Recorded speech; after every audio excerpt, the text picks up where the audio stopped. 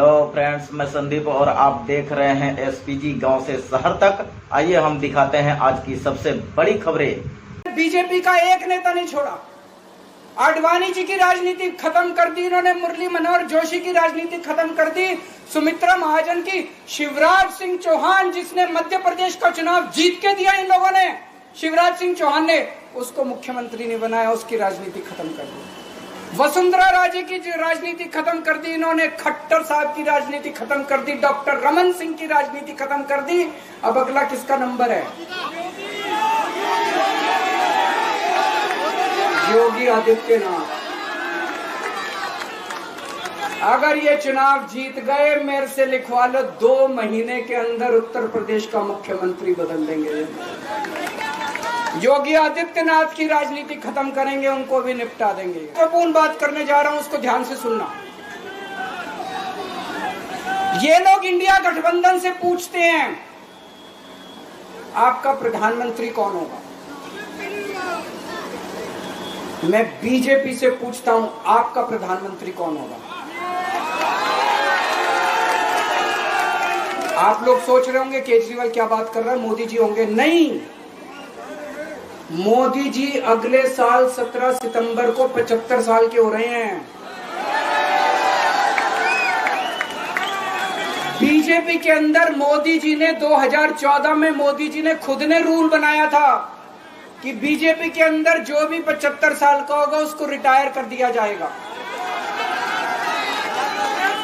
सबसे पहले आडवाणी जी को रिटायर किया गया, उसके बाद मुरली मनोहर जोशी जी को रिटायर किया गया, फिर सुमित्रा महाजन को रिटायर किया गया, फिर यशवंत सिन्हा को रिटायर किया गया। अब मोदी जी अगले साल 17 सितंबर को रिटायर होने वाले हैं। तो मैं बीजेपी से पूछना चाहता हूं आपका प्रधानमंत्री का दावेदार कौन है?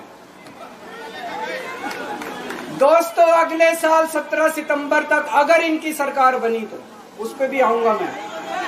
अगर इनकी सरकार बनी तो पहले अगले 2 महीने में योगी जी को निपटाएंगे ये, और उसके बाद मोदी जी के सबसे खास अमित शाह को ये प्रधानमंत्री बनाएंगे।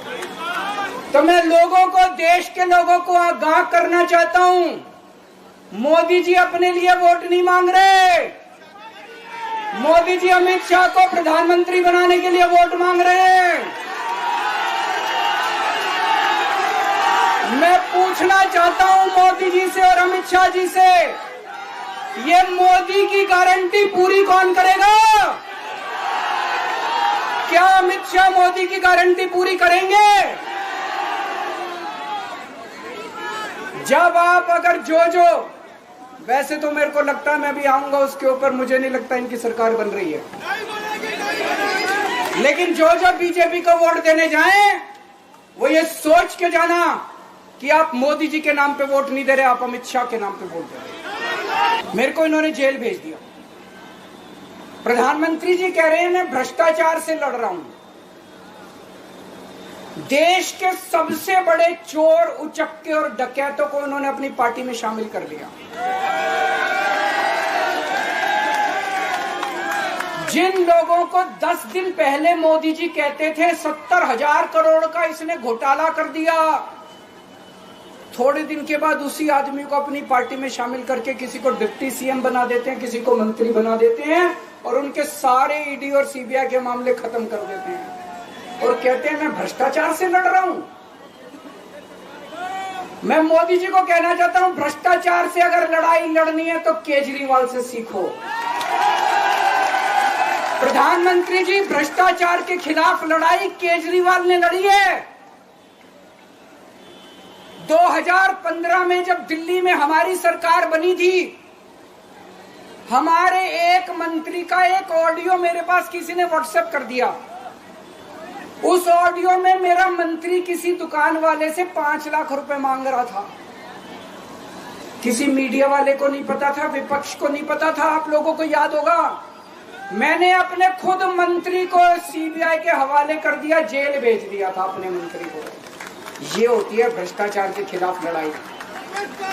पंजाब के अंदर मेरा एक मंत्री मेरा एक मंत्री भ्रष्टाचार में मेरे को पता चला कि वो पैसे मांग रहा है, वहां पे मान साहब ने उसको, किसी को भी, विपक्ष को नहीं पता था, मीडिया को नहीं पता था, हमने अपने मंत्री को उठा के जेल में भेज दिया। तुम देश के सारे चोर उचक्के डकैतों को अपनी पार्टी में शामिल कर लो और केजरीवाल को जेल भेज दो और कहो मैं भ्रष्टाचार के खिलाफ लड़ रहा हूं। कि अगर मैं केजरीवाल को गिरफ्तार कर सकता हूं तो किसी को भी गिरफ्तार कर सकता हूं, कोई केस नहीं होगा, कोई मामला नहीं होगा, तब भी मैं तुमको गिरफ्तार कर सकता हूं। एक बेहद खतरनाक मिशन चालू किया हुआ है प्रधानमंत्री जी ने, बहुत ही खतरनाक। देशवासियों को यह समझने की, अब जब मैं बोलने जा रहा हूं, समझने की जरूरत है। उस मिशन का नाम है वन नेशन वन लीडर। देश के सारे नेताओं को खत्म करना चाहते हैं मोदी जी, और इसको 2 स्तर के ऊपर इस मिशन को चला रहे हैं। जितने विपक्ष के नेता हैं उनको जेल भेजेंगे, और जितने बीजेपी के नेता हैं उनको सबको निपटा देंगे, उनकी राजनीति खत्म करते जाएंगे, उनको सबको निपटाते जाएंगे।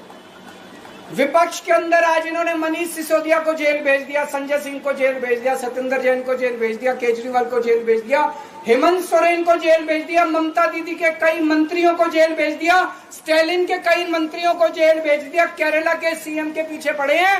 अगर ये चुनाव जीत गए, मेरे से लिखवा लो एफिडेविट के ऊपर, थोड़े दिन के बाद ममता दीदी जेल में होंगी, तेजस्वी यादव जेल में होगा, स्टालिन साहब जेल के अंदर होंगे, पिनरई विजयन जेल के अंदर होंगे, उद्धव ठाकरे जेल के अंदर होंगे, जितने विपक्ष के नेता ये सारे जेल के अंदर होंगे।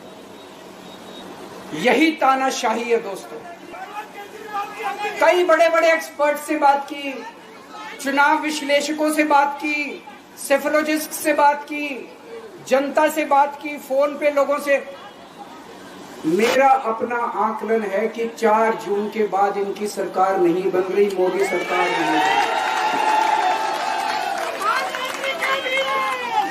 दोस्तों, अगर मैं गलत हूं तो मेरे को बताना। हरियाणा में इनकी सीट कम हो रही है, राजस्थान में कम हो रही है, कर्नाटक में कम हो रही है, दिल्ली में कम हो रही है, बिहार में कम हो रही है, महाराष्ट्र में कम हो रही है, कर्नाटक में कम हो रही है, बंगाल में कम हो रही है, झारखंड में कम हो रही है।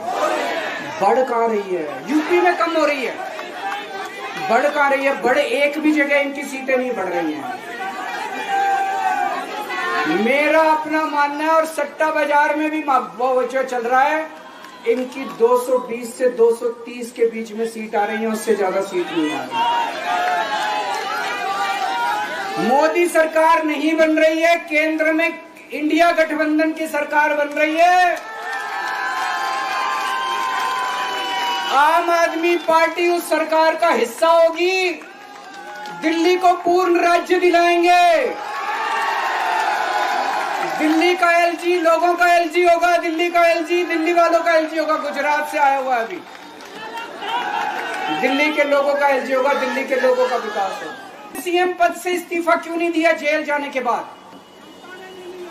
दोस्तों, पिछले 75 साल में भारतवर्ष में इतने राज्यों के चुनाव हुए, इतने राज्यों के चुनाव हुए, दिल्ली के अंदर सबसे ऐतिहासिक बहुमत से आम आदमी पार्टी जीती। 55-56% वोट, एक बार 67 सीट, एक बार 62 सीट। इतने भारी बहुमत से आज तक कोई राज्य की सरकार 75 साल में नहीं जीती। इतने भारी बहुमत से जीतने के बावजूद झूठा केस, अब उनको पता है वो हमें हरा नहीं सकते दिल्ली के अंदर। उन्हें पता है अगले 20 साल तक दिल्ली में आम आदमी पार्टी को कोई नहीं हरा सकता। तो उन्होंने एक षड्यंत्र रचा, राजनीतिक षड्यंत्र रचा। केजरीवाल को झूठे केस में जेल भेज दो, केजरीवाल को इस्तीफा देना पड़ेगा, केजरीवाल की सरकार गिर जाएगी। उन्होंने ये षड्यंत्र रचा। मैंने कहा मैं भी इस्तीफा नहीं दूंगा। तुम अगर जनतंत्र को जेल में कैद करोगे तो जनतंत्र जेल से चला के दिखाएंगे। दोस्तों, सरकार भी जेल से चला के दिखाएंगे। कतई इस्तीफा, तुम्हारे ट्रैप में फंसने वाले नहीं हम।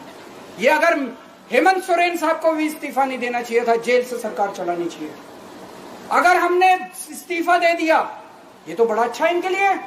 जिस राज्य के अंदर ये चुनाव हारेंगे उसके मुख्यमंत्री को पकड़ के जेल में डाल दो, सरकार गिरा दो। उसके मुख्यमंत्री को पकड़ के जेल में डाल दो, सरकार। आज मैं अगर दिल्ली की जेल के अंदर रह के दिल्ली की जेल से इस्तीफा नहीं दे रहा, वो इस तानाशाही के खिलाफ संघर्ष कर रहा हूं, इसको समझ लेना।